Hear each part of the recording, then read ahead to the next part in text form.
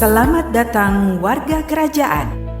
Ibadah Rock Bogor Bukit Pujian dilakukan setiap hari Minggu pukul 9 pagi di tempat ini, Horizon Bogor Icon Hotel, Ruang Rafflesia, sesuai protokol kesehatan yang berlaku.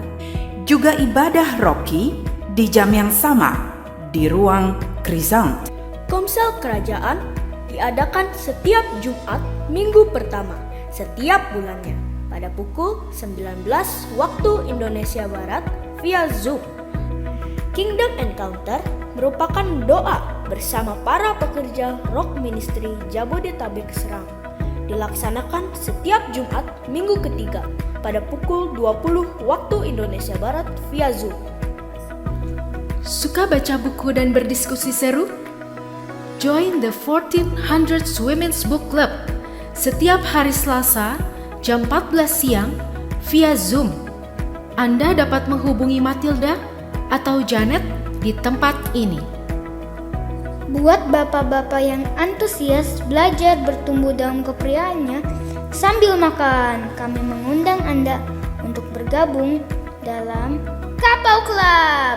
Untuk info waktu dan tempat, silakan hubungi Riko dan Oel di tempat ini. Segala kebutuhan kepelayanan jemaat seperti baptisan air, penyerahan anak, pemberkatan rumah, pemberkatan nikah, dan pelayanan doa lainnya dapat Anda informasikan ke Sekretariat Rock Ministry Bogor dengan menghubungi Debbie di nomor telepon berikut ini. Semua informasi, kegiatan, dan ibadah online via Zoom dan pendaftaran untuk ibadah onsite setiap hari Minggu bisa Anda dapatkan di grup WhatsApp Rock Bogor dengan menghubungi kami di nomor telepon di bawah ini. Persembahan umum dan persepuluhan dapat Anda berikan di tempat yang telah disediakan atau dapat Anda transfer ke rekening BCA atas nama Maria Pangestu. Semua persembahan tersebut dapat Anda lakukan via barcode scanning atau pelayanan banking online lainnya. Kehormatan bagi kami, Rock Bogor Bukit Pujian, menolong Anda memenuhi panggilan Tuhan untuk menjadi representative of Christ's Kingdom. Amin. Thank you. Shalom, selamat pagi semuanya. Immovable ya, tapi maaf sebelumnya jadi termove pagi ini ya. Gara-gara saya pesen minta 9.30 share firman, malah dikasih korting 15 menit sama Pak Valen ini ya. Oke, semangat pagi semuanya, selamat hari Minggu. Nah, tema kita bulan ini adalah seluruh rock di Indonesia dan yang ada di luar negeri adalah delighting in King's Word. Oke, kita baca dulu ayat firman-Nya di dalam Tesalonika. Sebelum kita baca Tesalonika tersebut, saya mau jelaskan sejarah gereja Tesalonika sebentar secara singkat. Tesalonika ini adalah gereja mula-mula. Pada waktu ayat ini ditulis, di mana dirintis oleh Paulus, Silvanus, dan Timotius gitu ya. Tapi walaupun gereja mula-mula pada waktu awal berdiri, apa yang terjadi? Langsung terjadi pertentangan, terjadi penindasan, terjadi penganiayaan. Kalau kita baca sebelumnya, tapi dikatakan bahwa gereja Tesalonika ini walaupun mengalami penindasan, mereka tetap berakar, bertumbuh. Sehingga mereka menjadi keharuman pengenalan akan Kristus baik di Makedonia dan di Akaya. Bahkan iman mereka tersebar menjadi harum, bukan hanya di Makedonia dan Akaya, tapi seluruh daerah. Padahal mereka berlatar belakang dari penyembah berhala. Jadi ingat ya, mereka baru tapi langsung ditindas, dianiaya. Apakah respon mereka? Ini ayatnya. Mari kita baca bersama-sama dalam 1 Tesalonika 1 ayat yang ke-6. Walaupun pakai masker, satu ayat ini kita baca ya.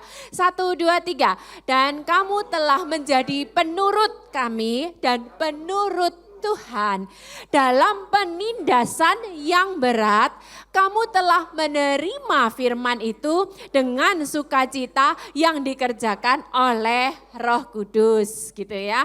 Bagaimana orang-orang Tesalonika justru ketika penindasan bisa berakar, bisa kuat. Sebagaimana kuatkah, pentingkah kita berakar pada firman Tuhan? Nah, gini Bapak Ibu, saya cerita dulu. Semalam kami itu sebelum tidur buka YouTube.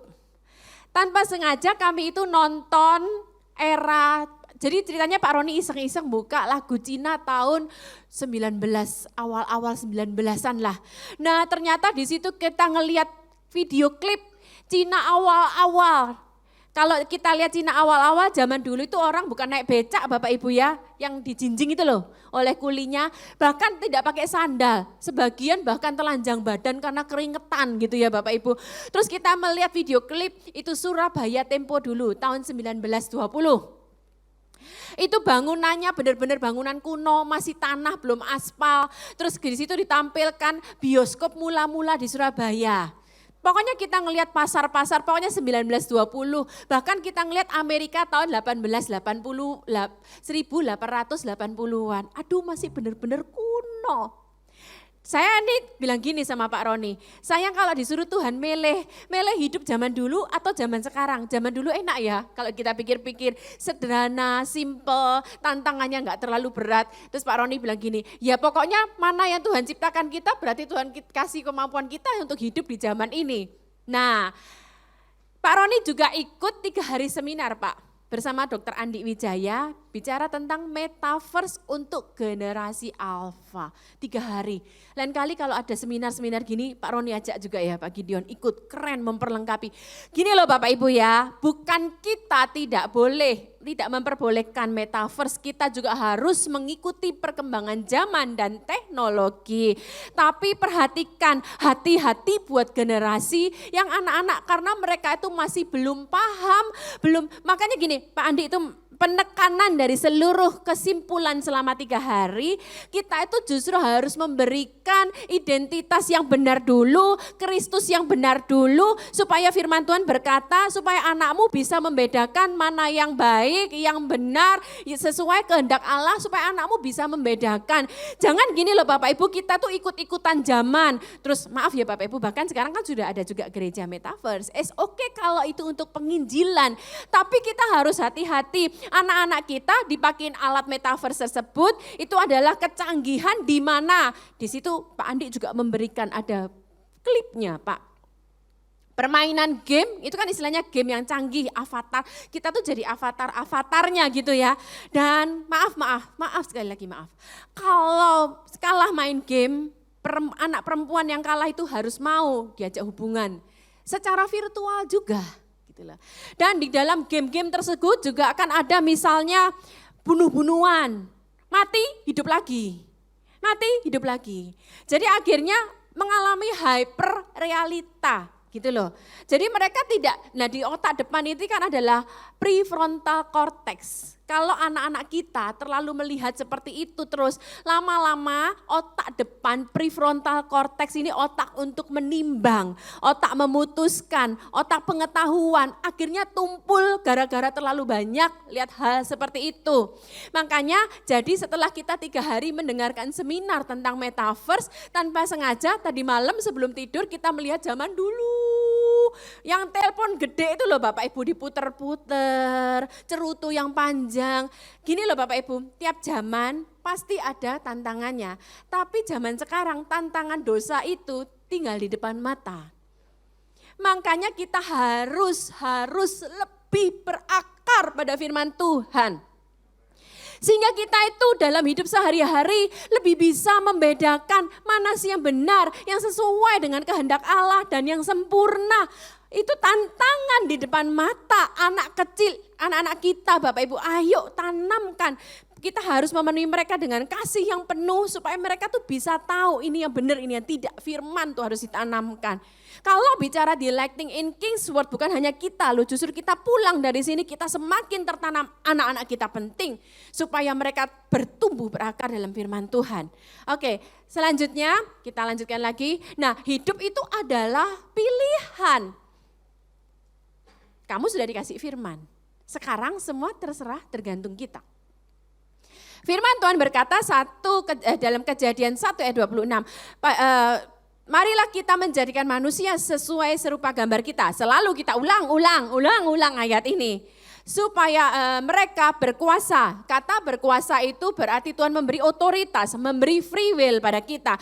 Nah sama juga Tuhan berkata hidup itu pilihan, karena kamu sudah dikasih otoritas, berarti hidup itu adalah pilihan, terserah kita. Tapi Ulangan berkata, kalau kamu memilih hidup sesuai perintahku, ketetapanku, maka Ulangan dikatakan 28 dan semua banyak ulangan itu, kamu akan menerima berkat-berkat ini, kamu akan menerima ini itu. Sebaliknya, hidup itu keputusanmu. Kalau kamu memilih untuk mengingkari, kamu memilih untuk berbalik, maka kamu akan mengalami hal-hal ini, kamu akan mengalami kebinasaan. Jadi itu bergantung pada kita. Sekarang saya kasih Pak Gideon, contoh ya Pak Gideon ya. Bapak seorang diri ada di padang gurun. Saya kasih Bapak pilihan. Bapak butuh pertolongan kan? Seorang diri di padang gurun kan? Bapak pilih air, padang gurun ya. Haus butuh minum. Pilih air atau pilih handphone? Salah satu Pak. Loh, tapi kalau Bapak milih air, Bapak minum, airnya habis, Bapak haus mati.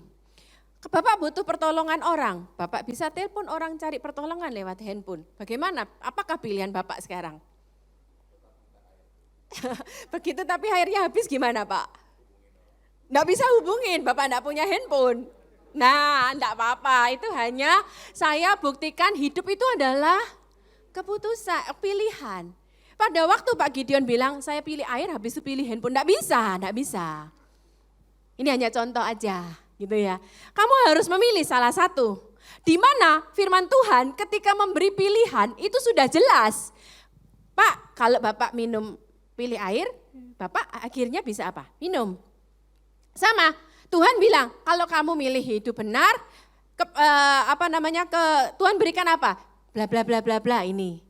Kalau Bapak pilih handphone, Bapak memang haus, tapi Bapak bisa telepon orang. Nah, sama. Ini kalau bisa pilih handphone ini. Hidup itu seperti itu, keputusan kita Bapak Ibu. Nah, oke, kita baca. Sebab perintah ini yang kusampaikan kepadamu hari ini dalam Ulangan pasal 30 tidaklah terlalu sukar bagimu dan tidak pula terlalu jauh. Kalau diri kita sendiri memang sulit, tapi firman Tuhan berkata, kita bulan lalu bicara loving the king, ada kasih karunia di dalam kita yang memampukan kita untuk bisa, untuk sanggup Bapak Ibu. Nah kemudian tidak terlalu sukar sehingga itu atau terlalu jauh di langit sehingga kita harus mengambil di langit atau di laut lepas sehingga kita harus ngambilnya, tidak. Tapi firman Tuhan berkata, baca sama-sama Bapak Ibu, tetapi firman itu sangat dekat kepadamu, yakni di dalam mulutmu dan di dalam hatimu. Katakan dulu sama-sama, firman itu ada di mulut kita. Katakan sama-sama, firman ada di mulut saya, firman ada di hati saya. Ingat loh ya, ini camkan Bapak Ibu, tidak terlalu jauh. Firman itu ada di hati, firman itu ada di mulut. Roh Kudus ada dalam kita dan mengingatkan kita. Ingatlah, aku menghadapkan kepadamu pada hari ini kehidupan dan keberuntungan, kematian dan kecelakaan. Semua hidup adalah pilihan dan keputusan. Pilihlah, firman Tuhan berkata, hidup benar. Yosua bilang, aku dan keluargaku, aku memilih untuk hidup benar. Sekarang kamu, terserah kamu. Oke, next kan lagi. Nah sekarang kita akan belajar tentang Yesus memberikan perumpamaan sikap-sikap orang terhadap firman Tuhan. Di dalam perumpamaan tentang seorang penabur. Saya ceritakan dulu ya Bapak Ibu ya. Adalah seorang penabur, Tuhan bilang. Orang itu keluar untuk menaburkan benih. Benih itu ternyata jatuhnya di tempat yang berbeda-beda. Benih pertama jatuh di tengah jalan, tapi akhirnya dimakan oleh burung. Benih kedua jatuhnya di tanah yang berbatu. Karena tanahnya tipis, benih itu langsung bertumbuh. Tapi enggak lama kemudian datanglah matahari. Kemudian layulah dan kering matilah. Benih selanjutnya ada di semak duri. Semaknya semakin besar akhirnya menghimpit benihnya, tanaman itu mati. Dan benih selanjutnya ada di tempat yang subur. gitu ya. Nah, setelah Tuhan selesai memberikan perumpamaan ini, Tuhan tuh enggak jelaskan ke mereka maknanya. Tuhan pergi. Setelah itu Tuhan jelaskan kepada murid-muridnya. Murid-muridnya nanya, guru kenapa sih kepada mereka kok enggak kamu jelasin? Bener enggak? Kok kepada kami kamu jelasin, enggak adil dong seperti itu. Terus Tuhan jawab apa sama murid-murid tersebut? Nah, Tuhan jawab seperti ini. Kita baca sama-sama, saya bacakan 1, 2, 3. Maka pada mereka genaplah nubuat Yesaya yang berbunyi. Perhatikan Bapak Ibu, kamu akan mendengar dan mendengar. Bukan sekali tok loh ya, tapi mendengar dan mendengar. Kamu akan melihat dan melihat, namun tidak menanggap. Mendengar dan mendengar namun tidak mengerti, melihat dan melihat namun tidak menanggap. Sama-sama, sebab hati bangsa ini udah bebal. Jadi gini loh, percuma dikasih tahu, toh mereka enggak bakal mau. Jadi makanya pada mereka Tuhan itu memberikan perumpamaan tanpa menjelaskan. Karena apa? Tuhan sudah tahu percuma kamu mendengar, melihat dan melihat, tapi toh juga kamu enggak mau ngerti. Jadi percuma aja. Nah, pada waktu mereka sudah pergi, Tuhan menjelaskan makna tersebut kepada murid-muridnya secara tersendiri. Ayolah Bapak Ibu, supaya kita jangan sampai di bilangan yang akhirnya Tuhan bilang percuma udah bebal hatinya. Tapi kita di bilangan orang yang mau kita mengerti, kita menerima firman ini sehingga kita bertumbuh seperti jemaat di Tesalonika. Rupanya arti kata mendengar ini adalah akuo, yang artinya bukan hanya mendengar tapi mempelajari, mengerti dan menaati. Saya ini pada waktu menyiapkan ayat ini baru sadar maknanya. Kenapa setiap kali Tuhan Yesus tuh sering ngomong gini, siapa bertelinga hendaklah ia mendengar. Selama ini Bu, saya itu enggak kirain siapa bertelinga hendaklah ia mendengar cuman bertelinga biasa. Ternyata mendengar di sini bukan hanya mendengar, tapi kamu buka hatimu, kamu memahami, mengerti, melakukan, mentaati. Jadi ketika Yesus nanti Bapak Ibu kalau pulang baca lagi ayat di rumah, setiap kali Yesus ngomong barang siapa bertelinga hendaklah mendengar, itu bukan hanya mendengar biasa, tapi mendengar dengan hati terbuka, bukan degil dan mau untuk belajar dan mentaati. Oke, next kan, bisa kencengin dikit nggak ya, agak mendem dikit, kencengin dikit kalau boleh. Nah, sekarang Tuhan kasih yang jatuh di pinggir jalan. Pak Gideon, tolong bantu bacakan.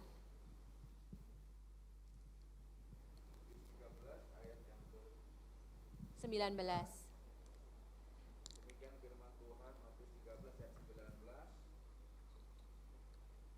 Kepada setiap orang yang mendengar firman tentang kerajaan sorga, tetapi tidak mengertinya, datanglah si jahat dan merampas yang ditaburkan dari dalam hati orang itu, itulah benih yang ditabur di pinggir jalan. Oke, kepada setiap orang yang mendengar firman tentang kerajaan sorga tapi tidak mengerti. Ingat ya, berarti mengerti di sini, Bapak Ibu sharing sedikit supaya saya suka kasih perumpamaan juga supaya Bapak Ibu paham.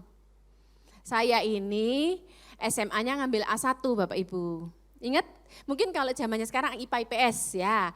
Kalau zaman saya dulu A1 tuh matematika fisika, A2 tuh biologi yang mau jadi dokter gitu tuh. A3 bahasa. Saya tuh ngambil A1, tapi tetap bagaimanapun juga harus ada pelajaran biologi dan kimia.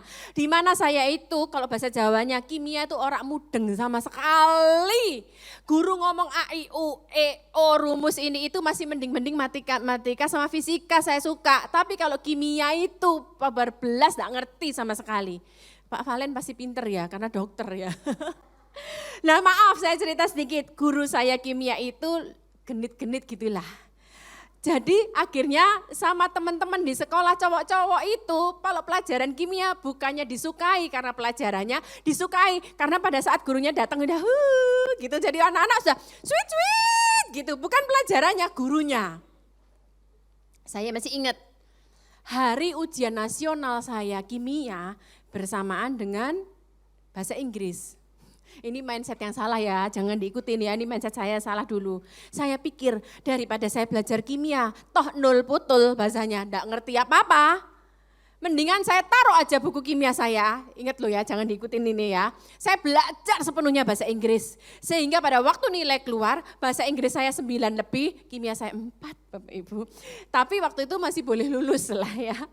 Nah, bukan artinya tidak mengerti ini, kita enggak ngerti seperti kita ngerti pengetahuan kimia, matematika, istilahnya zaman sekarang, zaman bahasa Jakarta dodol. Bukan Bapak Ibu, tapi enggak mengerti di sini adalah hati kita yang degil, yang kita sendiri mengambil keputusan untuk kita enggak mau ngerti. Makanya Yesus ngomong percuma, mereka dijelasin, mereka melihat, enggak mau tahu, mendengar, enggak mau mengerti. Seperti itu ya. Datanglah si jahat dan merampas yang ditaburkan dalam hati orang itu, itulah benih yang ditaburkan di jalan. Nah, saya belajar ketika mempersiapkan ini, akhirnya gini, saya runding sama Pak Roni, berarti ini konteksnya bukan orang yang benar-benar baru loh Bapak Ibu. Konteksnya bahkan orang yang sudah melayani bahkan. Tapi loh Bapak Ibu gini loh, enggak menjamin orang itu melayani, maaf bukan di sini kalian loh ya, enggak menjamin orang itu berkhotbah bahkan, tapi dia benar-benar melakukan sepenuhnya firman Tuhan. Gitu loh. Barusan ini Pak Roni itu ketemu salah satu pimpinan tertinggi suatu bank besar di Indonesia. Bank paling berpengaruh nih pimpinan, bisa dibilang pucuk, salah satu pucuk tertinggi Pak. Dia bilang gini, saya enggak sebutin namanya ya Pak. Dia bilang gini sama Pak Roni, Pak Roni mau tahu ya, yang suka bolos kerja, yang suka bikin masalah di bank ini siapa? Maaf, orang Kristen Pak. Siapa Pak? Melayani Tuhan Pak. Maaf. Pak Roni mau tahu siapa yang berselingkuh di kantor Pak? Siapa yang melakukan enggak benar Pak? Bukan mereka, orang Kristen Pak. Katanya gitu. Jadi makanya ayo kita belajar, hidup adalah pilihan, hidup adalah keputusan, kita enggak mau di bilangan mereka. Sekarang gitu ya. Nah, kemudian kita lanjutkan lagi. Makanya Tuhan bilang seperti, mundur, saya ada lupa satu ayat yang tadi. Datanglah si jahat dan merampas, kedap-kedip, dan merampas yang ditaburkan dalam hati orang itu. Boleh minta tolong Riani maju ke sebentar. Merampas itu, apakah ada daya dalam konteks ini untuk dia tetap keep miliknya? Enggak ada. Karena mereka sudah memang enggak mau. Dengar dan dengar, lihat dan lihat, bebal. Jadi akhirnya iblis merampas. Enggak ya. Tadinya punya enggak Bapak Ibu? Tadinya ada enggak? Ada. Ada firman, sudah ditabur. Kan tadi firman Tuhan berkata, penabur itu menaburkan. Jadi sudah ada, sudah ditabur, cuman bebal. Maaf ya, ini ilustrasi aja. Oh tidak akan terjadi Pak, takut Tuhan, suaminya di situ melototin saya Pak. Nah sekarang gini, apa yang terjadi karena dianya bebal, memilih, memutuskan untuk bebal. Iblis itu ambil. Thank you Riani. So ayo ambil keputusan hari ini. Next kan lagi. Bukankah kami bernubuat demi namamu? Pasti semua tahu. Dan perhatikan Bapak Ibu, setiap ayat ini ada kata demi namamu, bukan demi dirinya sendiri loh, bahkan dia demi nama Tuhan. Oke ya, mengusir setan demi namamu, mengadakan mujizat demi namamu, tapi pada waktu aku berkata terus terang kepada mereka, aku tidak pernah mengenal kamu, enyahlah daripadaku kamu sekalian pembuat kejahatan. Makanya Tuhan bilang bangsa ini degil, tegar tengkuk, sudahan, dibilang pembuat kejahatan. Pembuat kejahatan itu adalah bahasa aslinya anomia, perilaku tanpa hukum, melakukan pelanggaran demi pelanggaran. Next kan lagi. Nah kita lihat lanjut yang kedua adalah tanah yang berbatu. Benih yang ditaburkan di tanah yang berbatu, itu tadinya kalau Tuhan bilang kepada orang-orang itu, kepada orang-orang yang bebal itu tadi, Yesus cuma bilang gini, tanahnya tipis, segera tumbuh, tapi karena matahari panas, layu kering, cuman sampai itu doang, gitu ya.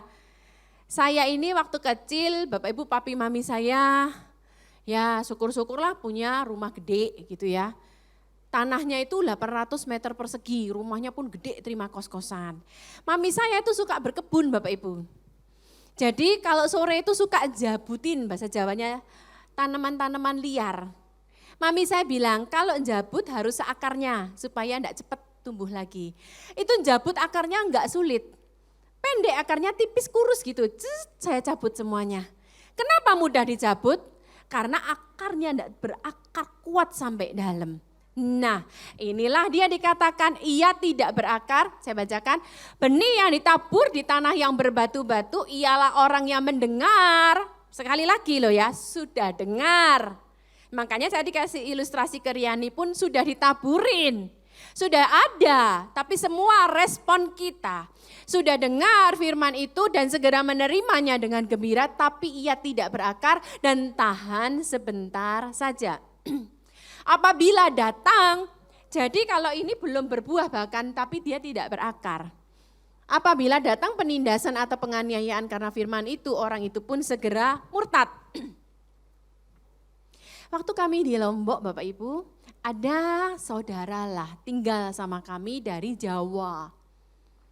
Karena tinggal sama kami, dengar lagu-lagu, dengar khotbah, kita sampaikan tentang Tuhan Yesus. Akhirnya singkat cerita, dia mengambil keputusan menerima Tuhan Yesus. Maaf, baptis bahkan.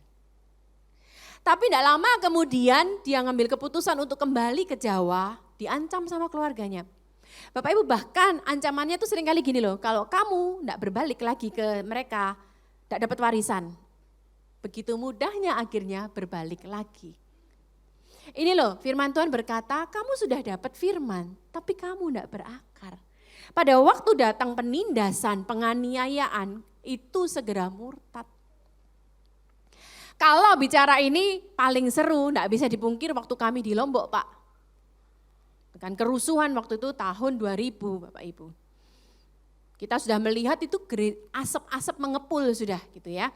Terus akhirnya datang beberapa polisi, gereja kami di Lombok itu kapan-kapan tur ke Lombok Bu, rame-rame Bu gitu ya. Kami ikut, enak Bu, snorkeling, diving, keren Bu, pantai pink, hebat.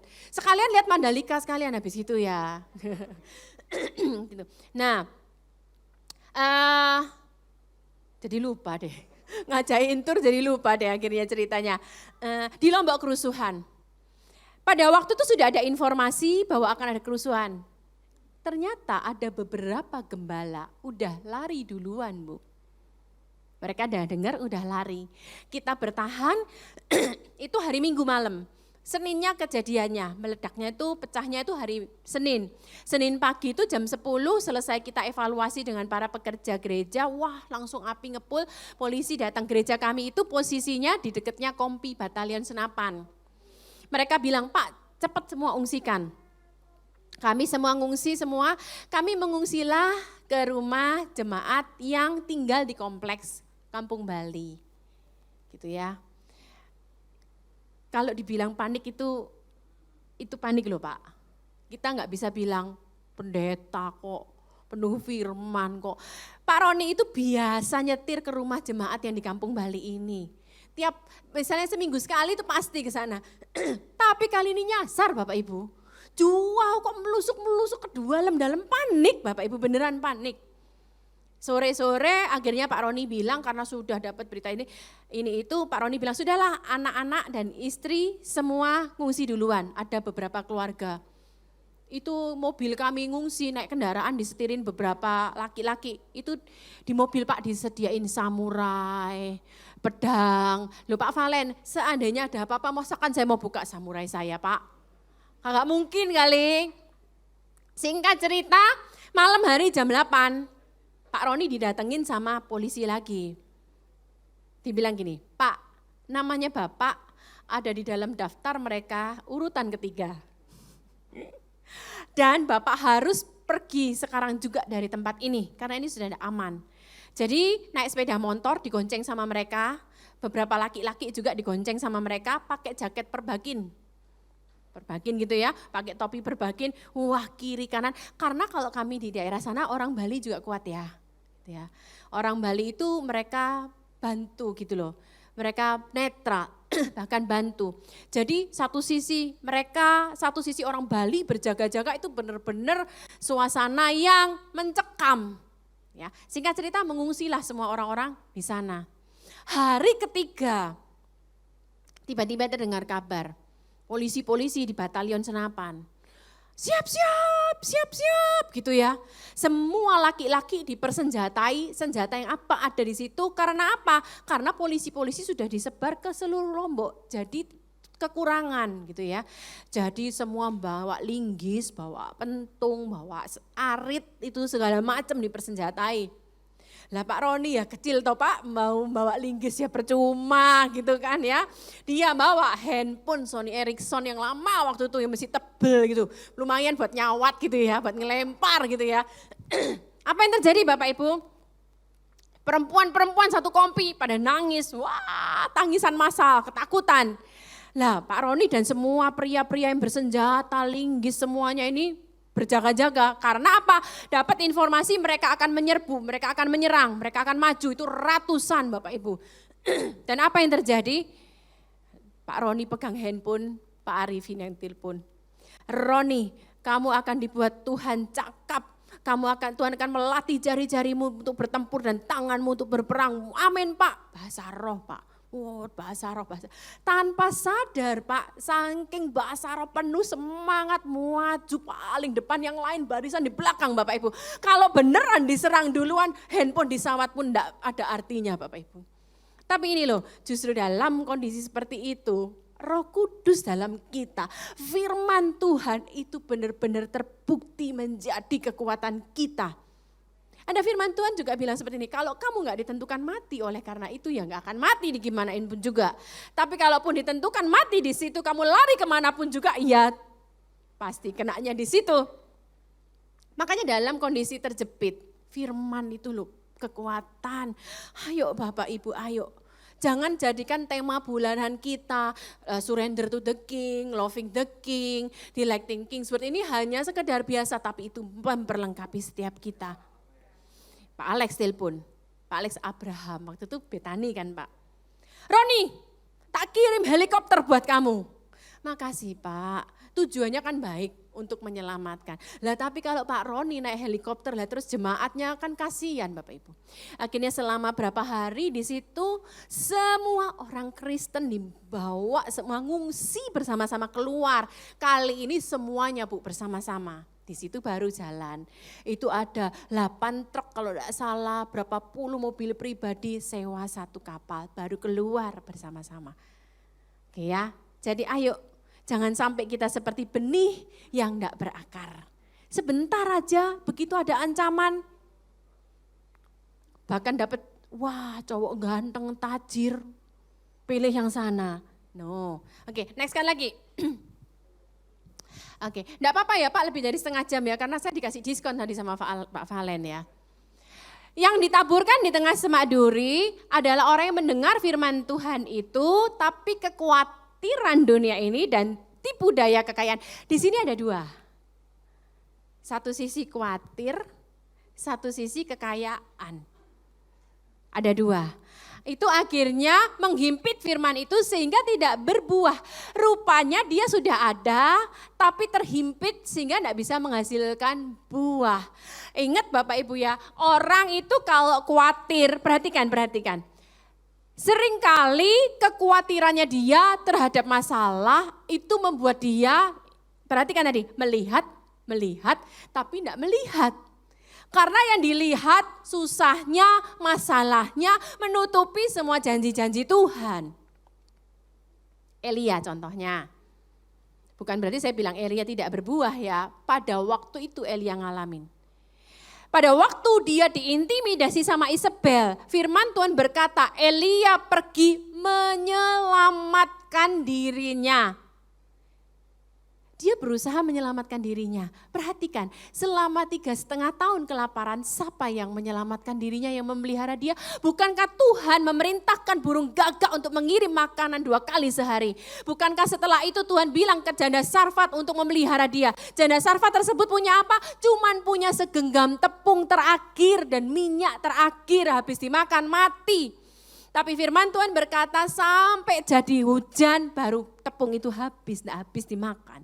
Bukankah selama ini Tuhan yang pelihara, tapi kekhawatiran, ketakutan Elia pada saat itu menutupi semua pemeliharaan Tuhan selama ini, menutupi semua janji-janji Tuhan ke depan. Nah, perhatikan Bapak Ibu, jangan sampai kekhawatiran itu menutupi janji-janji Tuhan. Kita lupa kebaikan Tuhan. Baru-baru ini ada orang datang kepada kami, lagi dalam masalah. Yang diingat-ingat tuh susahnya hidupnya. Aku dulu loh pernah gak bisa beli sepatu. Aku dulu loh susah gini gitu, memang lagi susah. Kemudian saya ingatkan dia, kamu gak ingat bahwa Tuhan menyertai hidupmu selama ini. Kamu loh bisa punya rumah, duit dari mana? Kamu bisa sekolah lulus dengan baik, duit dari mana? Kayak kebuka Bapak Ibu, iya ya. Nah buat di sini Bapak Ibu gembala komsel, sometimes kalau kita ngalamin jemaat gitu, bukain aja, ingetin aja kebaikan Tuhan. Dan yang kedua adalah waspada terhadap apa? Kekayaan yang menghimpit firman itu sehingga tidak berbuah. Waspadalah saat ini justru dengan kenyamanan Bapak Ibu. Makanya dikatakan gereja mula-mula diuji lewat apa? Penganiayaan. Gereja sekarang diuji lewat apa? Kenyamanan. Hati-hati Bapak Ibu. Ya 2 minggu ini sudah lumayan berkurang. Sebelumnya setiap buka TV Bu, entah itu TV One, entah itu Kompas TV, entah itu Metro TV, beritanya sama semua. Apa waktu itu? Minyak goreng. Sama Indra Ken, saya sebutin nama karena semua ada di berita ya.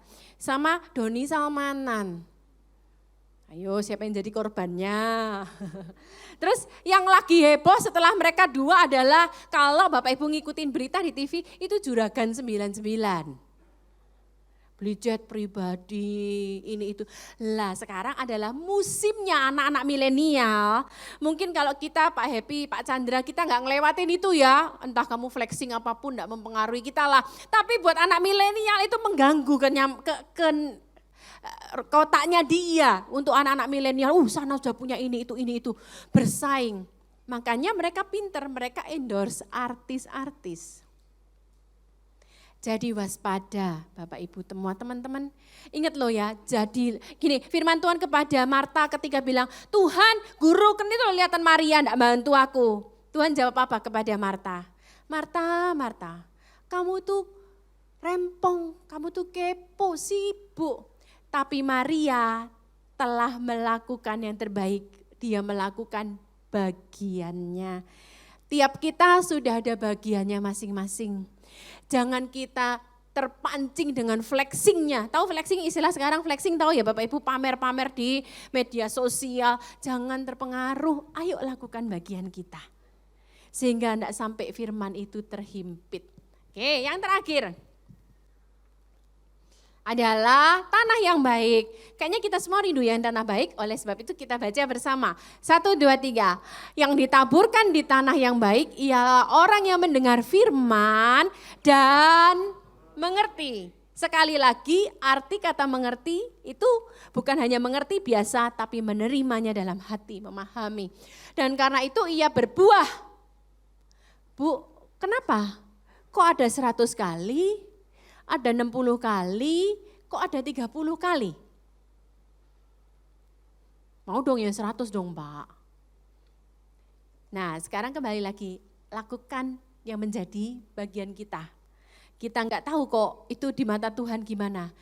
Berapa kali milik kita, tapi yang penting kita lakukan bagian kita. Dan firman Tuhan kepada Maria apa? Itu tidak akan diambil daripadanya. Daripada kamu gopo flexing malah hilang. Saya lupa tadi bicara tentang kekayaan. Mungkin saya pernah cerita di sini terakhir yang surrender to the king itu. Bahwa Pak Roni pun juga ditawarin kan bisnis robot itu juga. Tapi firman Tuhan yang mengakar itu mengajar kepada kita. Amsal 28 ayat yang ke-20. Firman Tuhan berkata, kekayaan yang cepat diperoleh justru tidak akan lepas dari hukuman loh Pak. Nanti baca ayatnya, Amsal 28 ayat 20. Kekayaan yang cepat diperoleh tidak akan lepas dari hukuman. Dan firman Tuhan berkata seperti ini, justru kekayaan yang cepat, boleh tolong dibukain deh daripada saya salah, Amsal 28 20.